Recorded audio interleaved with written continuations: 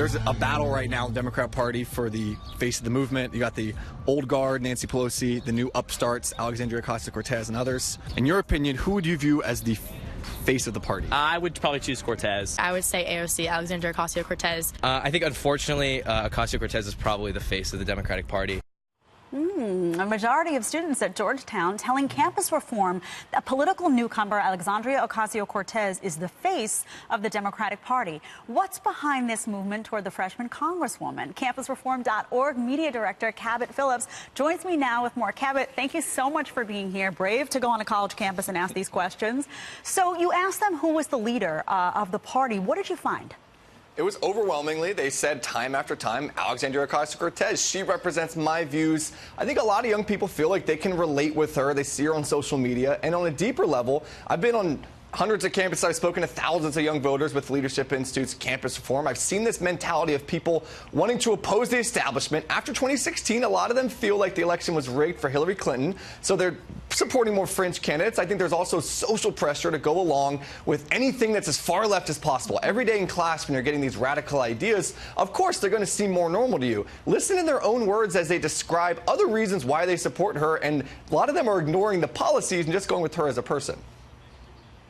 Just because Cortez is like 29 and she's kind of branded herself as a socialist. She represents like a new progressive thing that's really it's pretty prevalent on college campuses. As my age group participates more, there's going to be a lot more people steering that direction, steering in a more democratic socialist direction. She's pulling pretty far to the left. I think people are going to like it.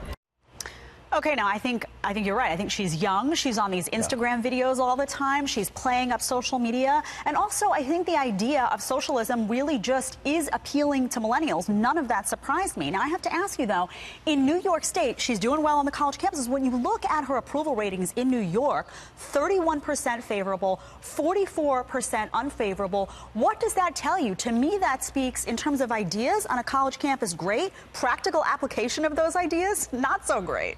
It should be telling that the people that see her the most, that know her the best, have one of the worst approval ratings of her in the entire country. And there's a difference between the campaign version of someone, and in AOC's case, she sounds aspirational, she's inspirational. In many ways, it's easy to ignore the policies and substance and just be inspired by her and say, yeah, of course I support her. But once they actually see her policies taking hold, once they see Amazon choosing to leave, in large part because of her rhetoric, I think they're realizing, wait a second, maybe this rhetoric is not really what we wanted. Maybe this is going to be a bad thing. This is bad news for the Democrat Party. The more fringe they go, the harder it's going to be to win re-election. They need to convert moderate voters if they have any chance of winning against Donald Trump. And the farther left they go, the harder it's going to be to do so. Thanks so much for being here. Can't say I was surprised about the college love for AOC. Appreciate your input.